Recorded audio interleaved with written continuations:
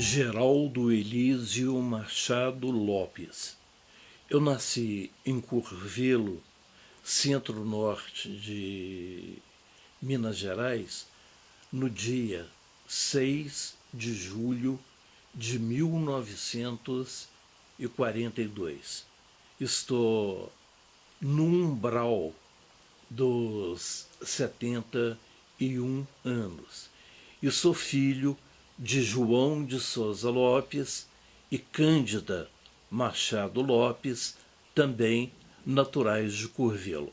O meu pai, ele começou a vida trabalhando como tipógrafo.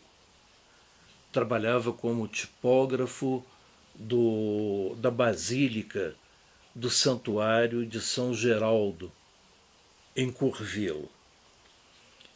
Depois ele foi operário da fábrica de tecidos Maria Amália, do grupo Otto Lins Bezerra de Melo, que abandonou o setor hoteleiro, ou melhor, abandonou o setor têxtil para se dedicar ao setor hoteleiro. E a minha mãe era uma dona de casa e professora. Exerceu o magistério por pouco tempo, mas exerceu. A minha família é uma família marcada pela existência de inúmeros professores e professoras.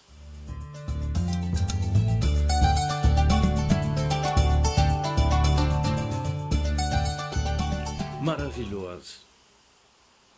Uma infância de um garoto pobre, mas que tinha uma riqueza que não tem preço para o qual possamos aferi-la. Carinho. Eu morei em várias casas. O meu pai não tinha casa própria. Eu morei em casas alugadas. Casas alugadas com quintais imensos, muitas árvores frutíferas e onde, quase ao final da tarde, chegavam bandos de maritacas, bandos, olha que eu estou falando bandos, de papagaios, araras azuis e vermelhas, que hoje desapareceram. Eu gostava de brincar na terra, eu gostava de catar mangas pequenininhas que caíam e com elas enfiando pauzinhos de fósforo, fazer boizinhos. Eu gostava de brincar na enxurrada, eu fazia barquinhos para soltar na enxurrada e não foram raras as vezes que esses barquinhos foram longe, levando alguns sonhos e de repente eu via uma ondinha maior de enxurrada naufragar os meus sonhos, mas eu sempre recomeçava. Olha, eu acho que a vontade de vencer na vida vem por último. Em primeiro lugar, veio o jornalismo empatado com a arte. E a vontade de vencer na vida veio em segundo lugar, mas despida de sentido de acumular. Eu não vejo necessidade de tanto processo cumulativo. Eu acho que para ser feliz não se necessita de acumular tanto, a não ser amigos e conhecimentos culturais.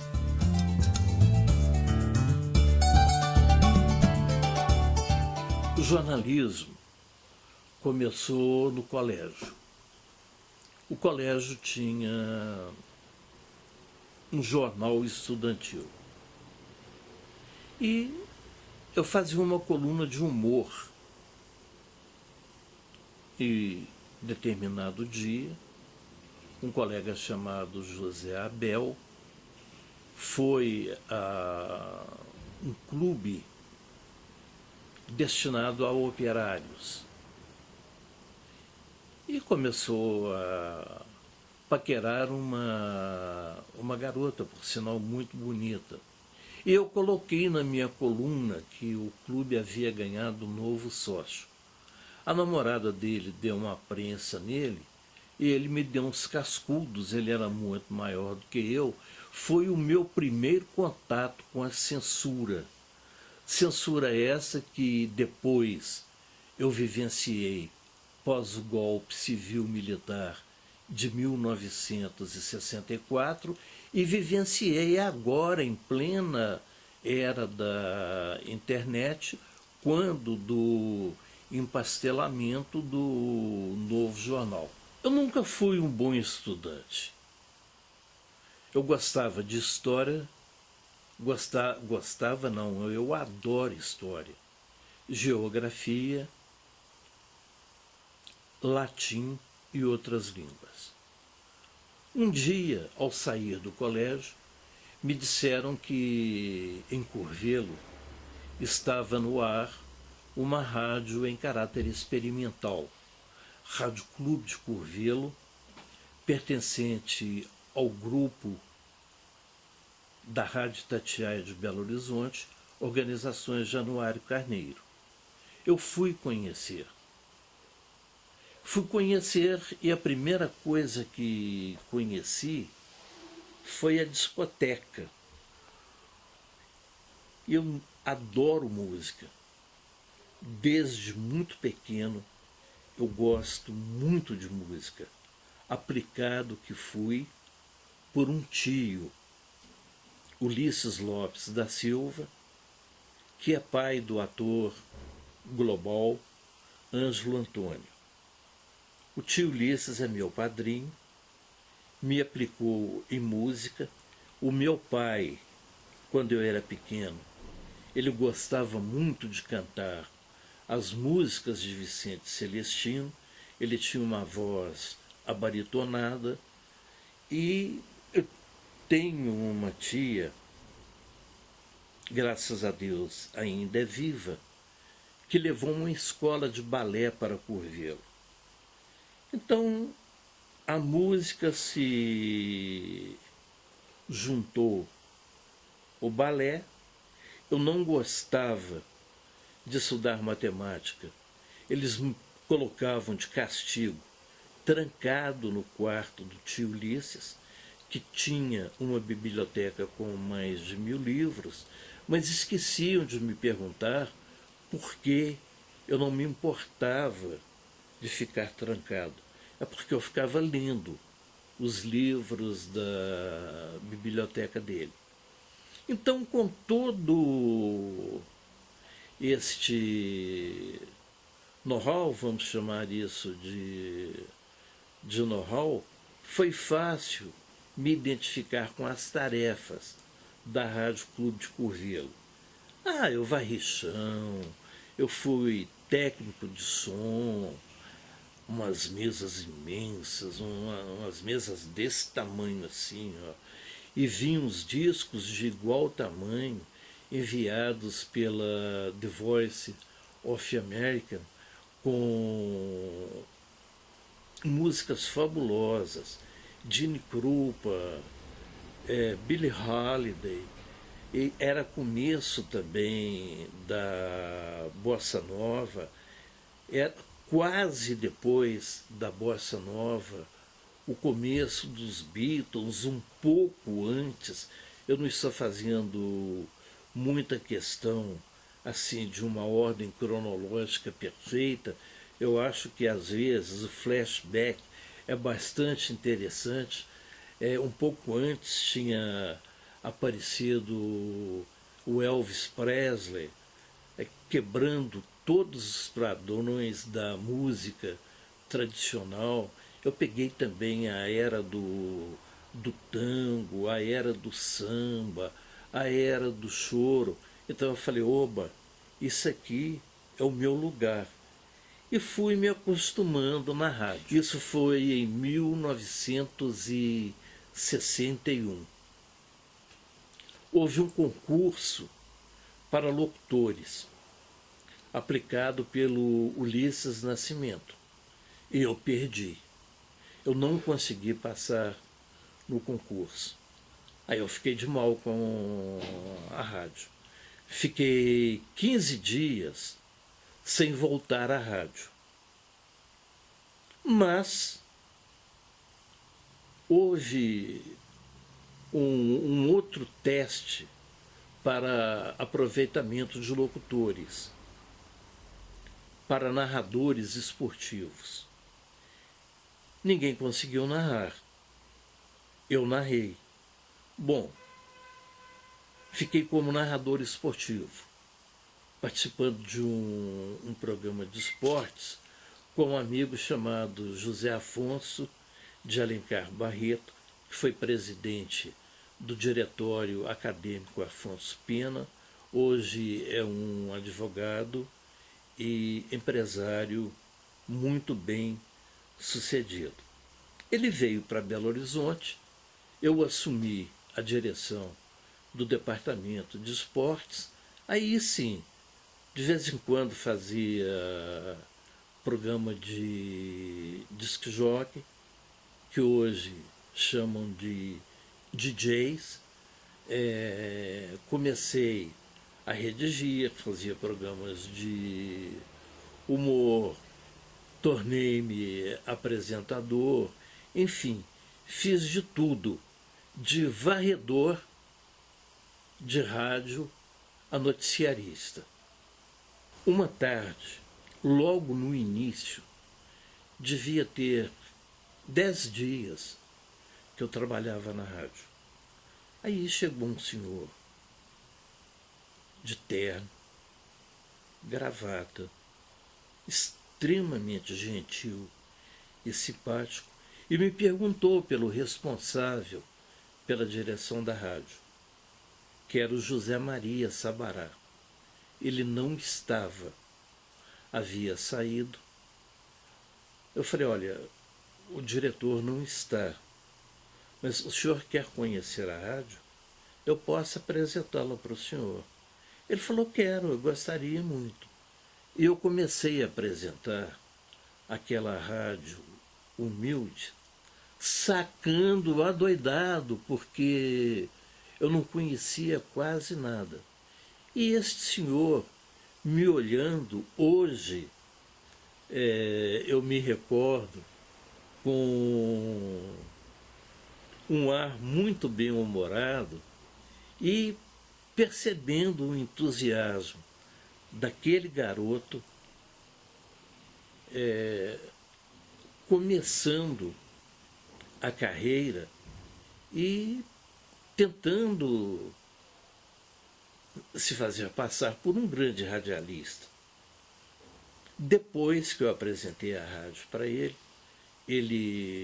com acenos de cabeça, concordando com tudo, eu perguntei para ele, olha, desculpa, eu esqueci de perguntar o nome do senhor.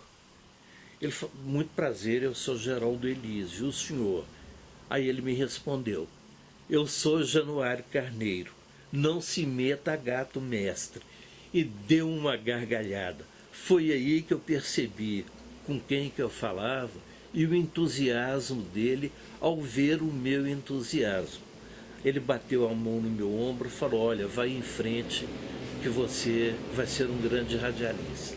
O início de uma amizade que durou enquanto ele foi vivo e de um respeito permanente pela memória dele.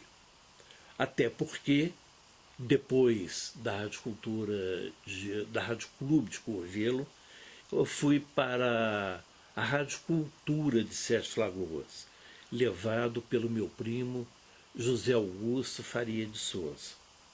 Eu fui como noticiarista, mas descobriram que eu narrava futebol, eu acabei também na equipe de esportes. E tenho um orgulho muito grande de ter participado da inauguração do Mineirão. Um jogo da seleção mineira contra o River Plate, vencido pela seleção mineira com um gol de Buglé, o primeiro gol marcado no Mineirão.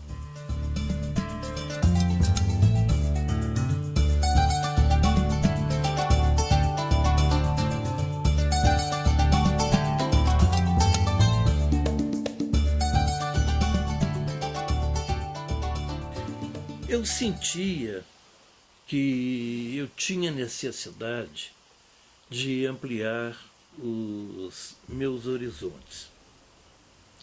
E quando eu vim para Belo Horizonte, natural que eu procurasse a Rádio Itatiaia, porque a Rádio Clube pertencia a Itatiaia, eu me sentia em casa. Eu conversei primeiro com Assir Antão, que é um grande amigo.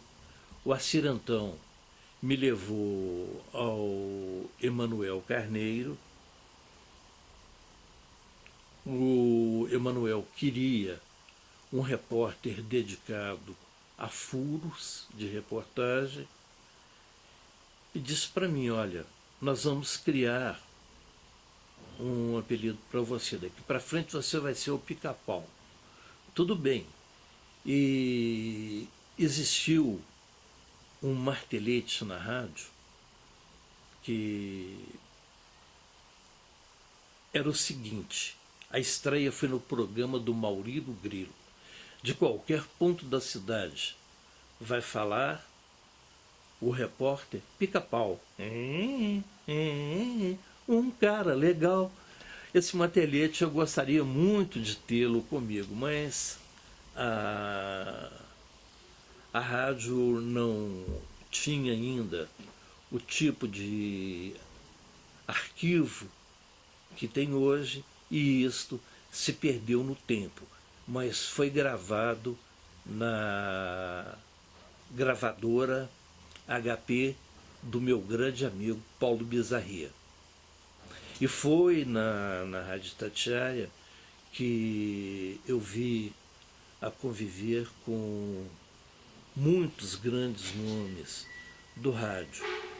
Januário, Emanuel, Oswaldo Faria, Cássio Murilo, Joselino de Souza Barros, Roberto Abras, Gil Costa, com quem muito depois eu fui trabalhar na última fase da Rádio Mineira, numa equipe muito boa, com o Walter Luiz, com o Cássio Murilo, novamente Aldair Pinto, e uma garotada que anda espalhada por aí, hoje nem tão garotos, mas face à minha idade, eu posso chamá-lo de garoto. Luiz Carlos Alves, um grande amigo.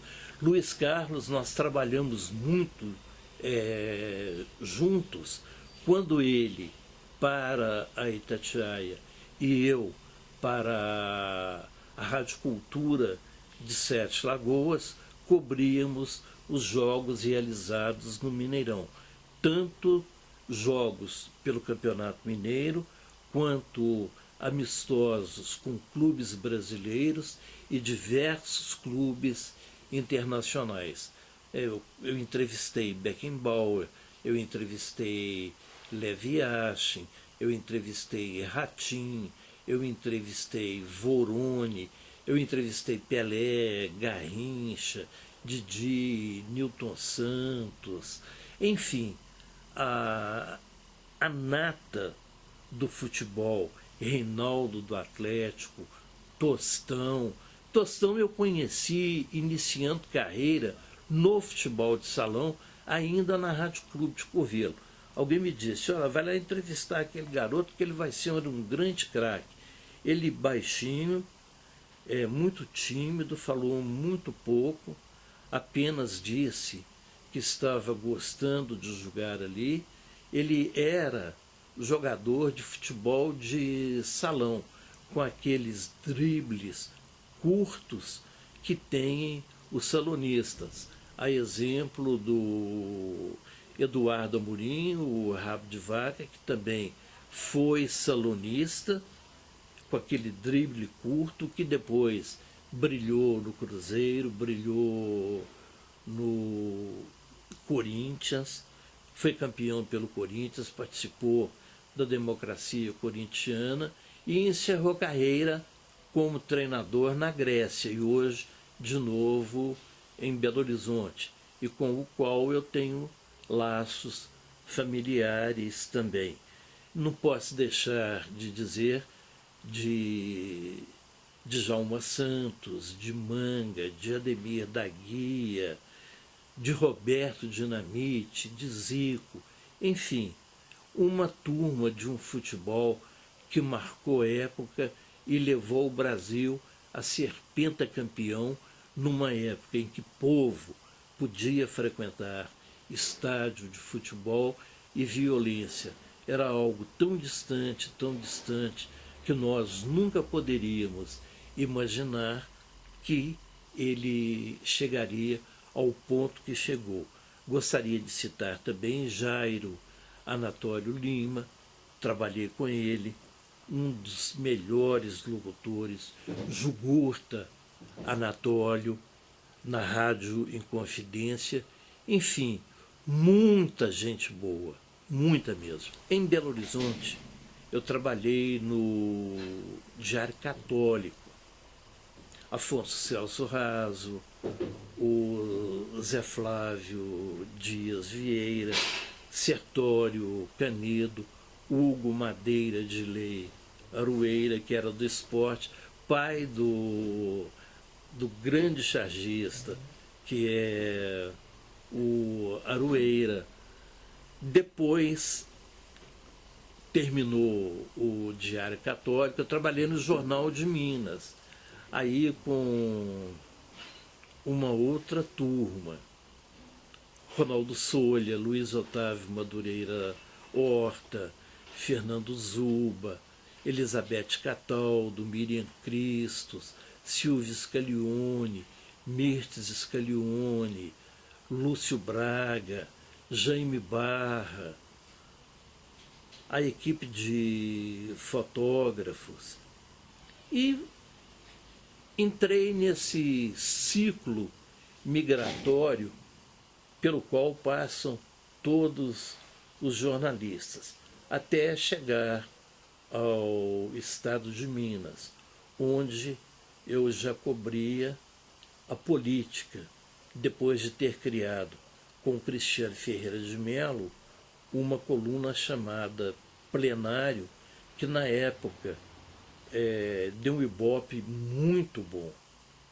E no estado de Minas, Francisco Stellig, Roberto Elísio, Marton Vitor dos Santos, na equipe de política, Roberto Melo, o Wilke Rodrigues, sem contar nas outras editorias, sempre que me requisitava algum trabalho, era o Roberto Drummond para a editoria de cultura, com Ângelo Osvaldo, com a Maristela Tristão, ainda na editoria de polícia, Vander Piroli, André Carvalho, que é meu conterrâneo, Tito Guimarães, Deia Januzzi, filha do grande craque que foi o Guará, e irmã de outro grande craque, o Luiz Carlos, que jogou pelo Democrata de Sete Lagoas e que eu cansei de narrar jogos com Luiz Carlos em campo e assim, fazendo uma dobradinha muito boa com o Rui, com o Barrica, com grandes jogadores que eu conheci no interior. Narrei também corrida de cavalo, Curvelo teve um hipódromo.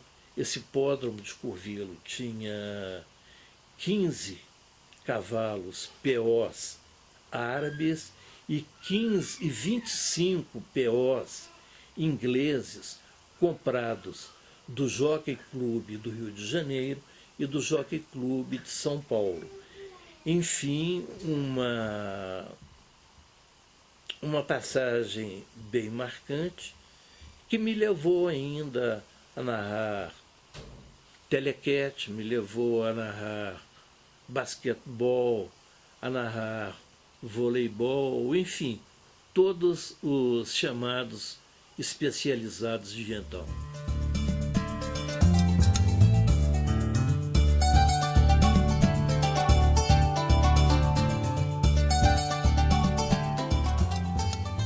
Os militares pentelharam muito a gente, mas a gente pentelhou muito os militares também.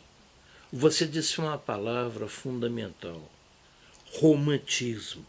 Naquele tempo havia romantismo, tanto no rádio quanto no jornalismo. A partir do golpe civil-militar de 64, que eu cobri para a Rádio Clube de Sete Lagoas, isto mudou um pouco. Mudou muito. O profissionalismo passou a ter um peso muito maior. Não que não tivéssemos profissionalismo em nossa época. Havia, sim, muito profissionalismo, mas havia muito amor, havia muito de vestir a camisa. O horário profissional era de 5 horas. Às vezes a gente terminava, ficava mais 3, mais 4, conversando com os amigos. E dávamos sequência a essa conversa nos bares das boemias intelectuais, que hoje já não existem mais. Eu me lembro de pelo menos 300 a 350 jornalistas que se reuniam no edifício Maleta, na cantina do Lucas, desde o Wilson Frade, que era o mais afamado colunista social, ao simples foca que estivesse chegando a algum meio de comunicação da mass media. Tem uma história muito engraçada. Eu fui fazer uma cobertura no Palácio Episcopal de Sete Lagoas, exatamente na hora em que chega um grupo para comunicar ao bispo que os padres espanhóis de então seriam presos por suspeita de comunismo. O que eu fiz? Eu liguei para a rádio e disse: olha, injetem som na linha que eu vou fazer um comando, porque o padre não aceitou, o bispo não aceitou a prisão dos padres, então estão prendendo o bispo, porque o bispo se ofereceu para ser preso no lugar. Não se falava em ecologia, mas de repente ficou tudo verde. E alguém me disse: você não vai falar nada. Eu falei: não vou não, porque eu estou rouco. Mas me prenderam a si mesmo. Eu fiquei 40 minutos preso junto com o bispo. Mas como alguém teve bom senso e ligou para Belo Horizonte, recusaram a prisão do bispo. Soltaram o bispo e me soltaram também. Nesse dia eu viajei para uma cidade vizinha, não fiquei em Sete Lagoas. De madrugada chegou um comando da polícia e do exército e arrebentaram os 2 seminários existentes na cidade. Episódio este da quebra dos seminários, narrado no livro O Cristo do Povo, de autoria de Márcio Moreira Alves e lançado pela editora Sabiá. E uma vez também eu fui entrevistar Rio Strick. O Atlético estava ganhando de 2-0 do Santos, no Mineirão. E o narrador me pediu, olha, vá entrevistar o Strick, porque está faltando 2 minutos, e pergunte a ele sobre a brilhante vitória do Atlético sobre o Santos. Mas Pelé estava em campo. E como naquele tempo era difícil arrastar tanto cabo, aqueles microfones grandões, complicados, a hora que eu cheguei no túnel do Atlético, o Pelé estava empatando o jogo. E o Strick me deu um berro que eu saí correndo igual desenho animado, assim, com a perninha no ar. Ó.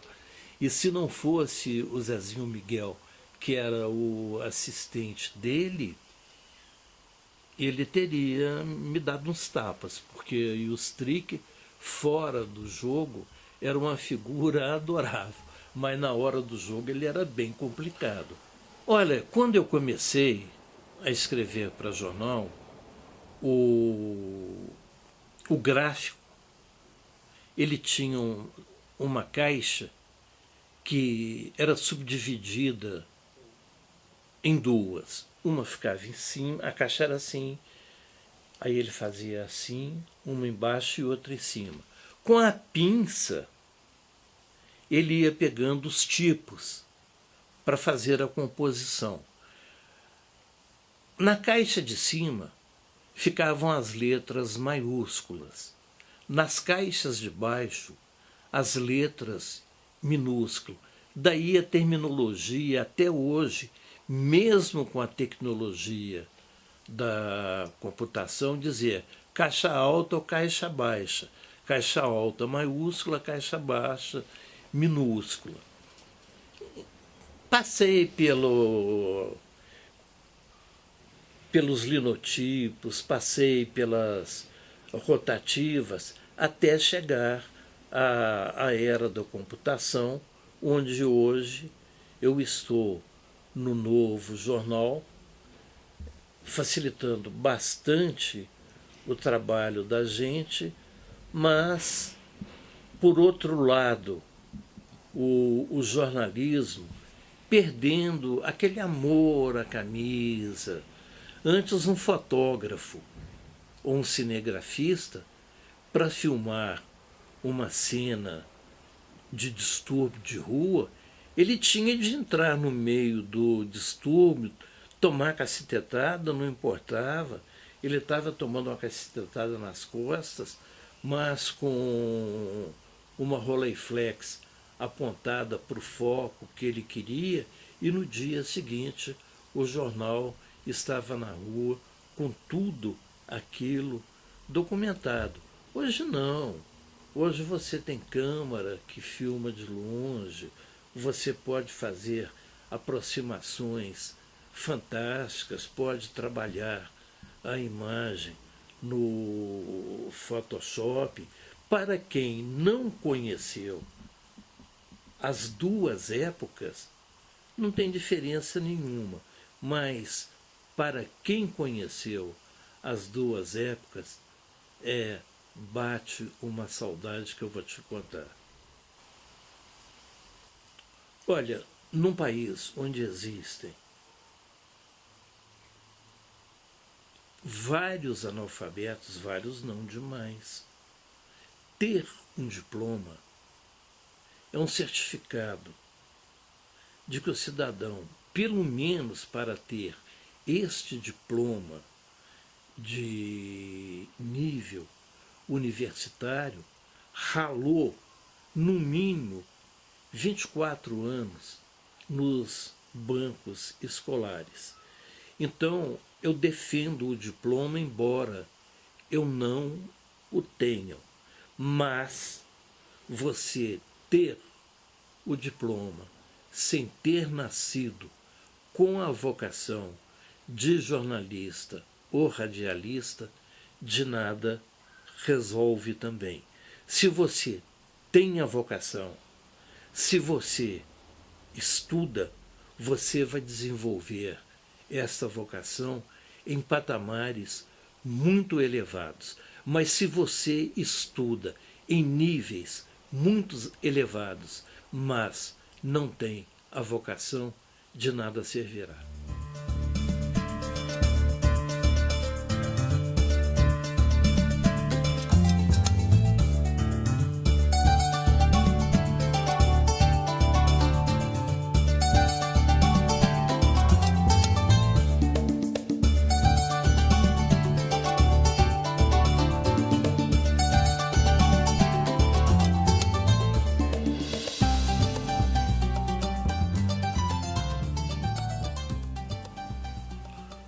Olha, com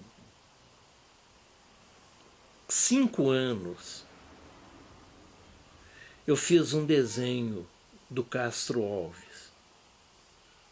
E este desenho gerou muita polêmica na família. Porque uns diziam, não pode ter sido ele. Outros diziam, não, foi ele sim. Aí eu reuni os dois grupos, embora muito criança. Falei, fica todo mundo aqui. E fiz o desenho de novo. Eu toda a vida gostei muito de desenhos em quadrinhos. Apesar de ler muito, eu já li mais de 3.500 livros, mas eu ainda continuo gostando muito de desenhos em quadrinhos. E as revistas em quadrinhos, além de lê-las, eu gostava de ficar olhando e copiando, não colando, copiando mesmo. E isso foi desenvolvendo em mim o gosto pelo desenho, do desenho, o gosto pela pintura. Embora uma grande contradição, eu tenha sido um dos piores alunos de desenho geométrico. Não me ponham régua e compasso na mão, que não vai sair nada. Gilberto Gil disse que a Bahia o deu régua e compasso. Minas não me deu régua e compasso, mas me deu lápis e olhos para observar e fazer desenhos de observação à mão livre, e posteriormente aprendi também sozinho a pintar. Óleo sobre tela. O Geraldo Elísio é mais Geraldo Elísio numa outra área que não essas que você me perguntou. Quando eu escrevo poesia, eu sou mais Geraldo Elísio. Quando também escrevo letras de músicas. E tem um momento também que eu tenho muito carinho por ele, quando eu faço cinema. Olha, do Geraldo cineasta, eu tenho um curta que faz parte do porta-curta Petrobras. Na relação de todos os porta-curtas que fazem parte do acervo, meu nome está entre Glauber Rocha, Humberto Mauro, Carla Camurati e Nelson Pereira dos Santos. Só isto já me dá uma alegria imensa, sem contar todos os outros que estão lá compondo esta relação. Foi a poesia que você perguntou também.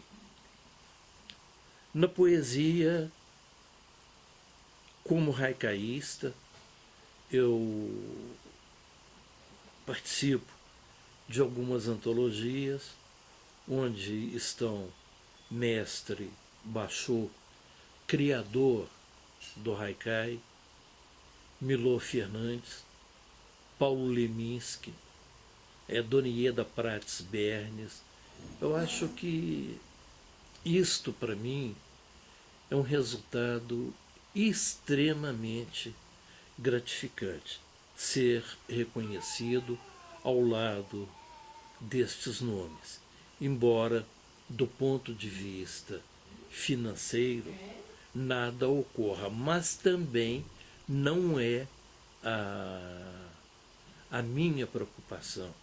A minha poesia é um diálogo comigo mesmo que eu reparto com as pessoas, da mesma forma que no cinema. O que faz o diretor do cinema? O que faz o câmara?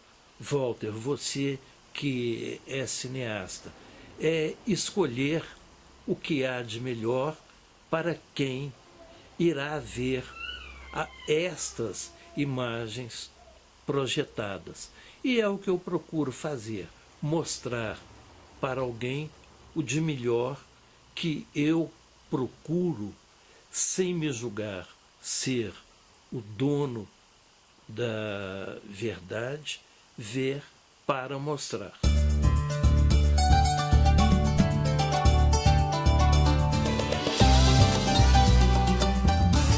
Por incrível que pareça, eu sou um locutor tímido. Eu estou falando e creio estar falando com uma certa loquacidade, mas eu sou por natureza tímido.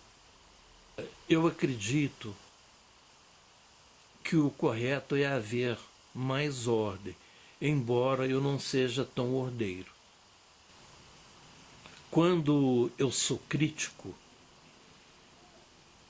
eu peço a Geraldo Elísio para dar licença, chamo um jornalista de codinome Geraldo Elísio, que vai pensar não no que ele gosta, mas no que provavelmente o maior número possível de público poderá gostar.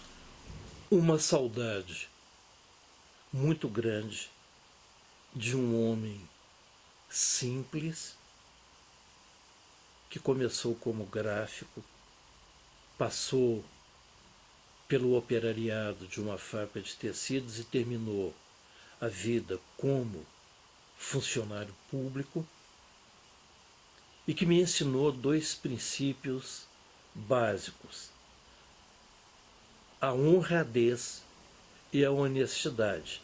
Aliás, as duas não podem existir divorciadas uma da outra.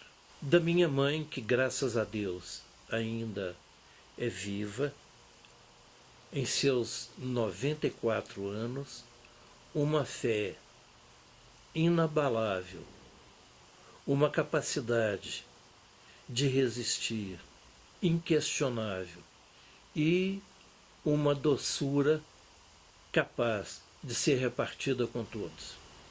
Eu sou um anarquista. Ideologicamente eu sou anarquista. Portanto, eu não tenho partido político. A minha ideologia é a ideologia anarquista, do anarcós grego, que significa sem governo, não anarquismo sinônimo de bagunça. Mas, a exemplo da Zélia Gattai, esposa do Jorge Amado, eu sou um anarquista, graças a Deus, porque eu acredito ter sido Cristo o primeiro dos anarquistas.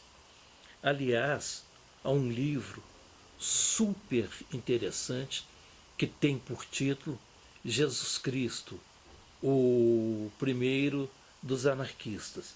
Se o mundo fosse a bondade do amai-vos uns aos outros, assim como eu próprio vos amei, dito pelo Cristo, eu acredito que seria um mundo anárquico.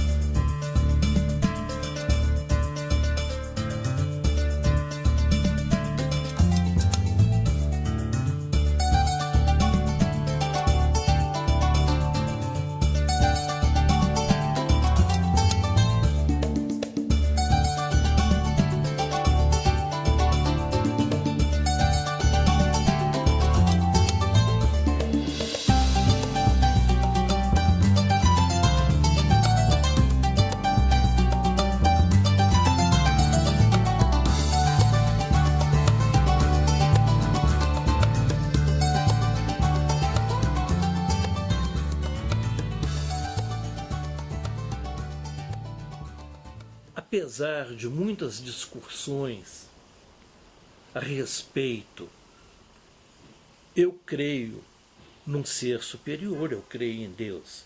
Eu creio que todos nós, de uma forma ou de outra, iremos para Ele.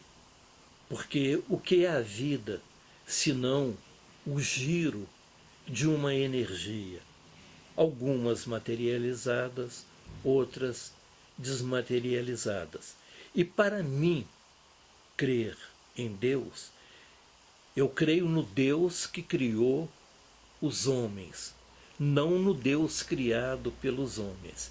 Sendo assim, ele é inteligência, ele é a bondade, o carinho supremo, a compreensão suprema. Não seria por, no máximo, 120 anos de existência que ele iria mandar alguém para um lugar muito ruim, como é a casa do contrário. Mas o caminho correto, por esta premissa, é que todos um dia voltem a ele. Como explicar isto? Eu não sei. Porque se soubesse explicar um Deus, eu seria outro Deus. E muito menos ainda tenho eu a pretensão de ser professor de Deus. Esse menino do vovô...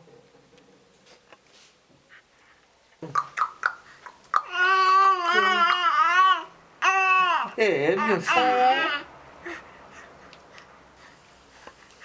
Tudo me aproxima do Arthur, não apenas a minha genética contida na genética dele, mas o sorriso dele, o olhar doce dele, o chorinho dele, às vezes sentido, quando as lágrimas contidas no rosto me comovem. Tudo, e saber que ele é filho de alguém, que é filha do meu próprio sangue, que é a Janaína, mãe dele. Eu me sinto extremamente feliz em ser pai da Janaína, da mesma maneira que eu me sinto extremamente feliz em ser avô do Arthur. A única diferença é que Janaína hoje já não precisa tanto de mim quanto ela precisou. E o Arthur precisa tanto de mim quanto um dia ela precisou. Depois que eu tiver de sair da Terra, para um lugar bem tranquilo, com nuvens bem brancas, onde eu possa escrever poemas, onde eu possa, com um pincel imaginário, me utilizar das cores do arco-íris para fazer alguma tela e, quem sabe, filmar a imagem de um mundo de muita paz, de muita justiça, de muita compreensão, que as pessoas não vão ver na tela do cinema, mas cada um verá em sua mente. Você é feliz? Olha, felicidade e infelicidade são momentos. Eu me julgo mais feliz do que infeliz.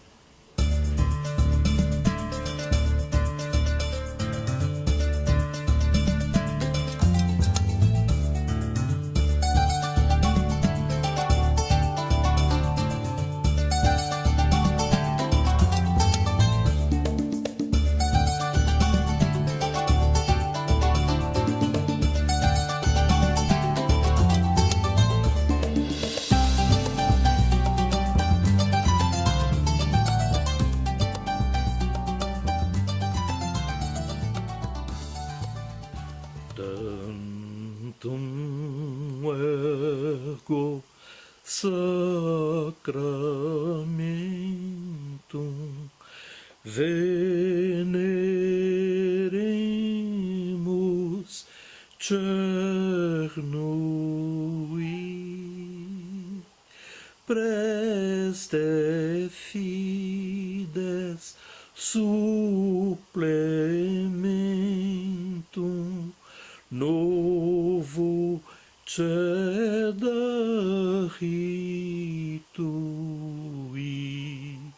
É um pedaço da música. Eu cantei essa música em coral de igreja quando eu tinha meus 15, 16 anos. E seu pai cantava? E meu pai cantou.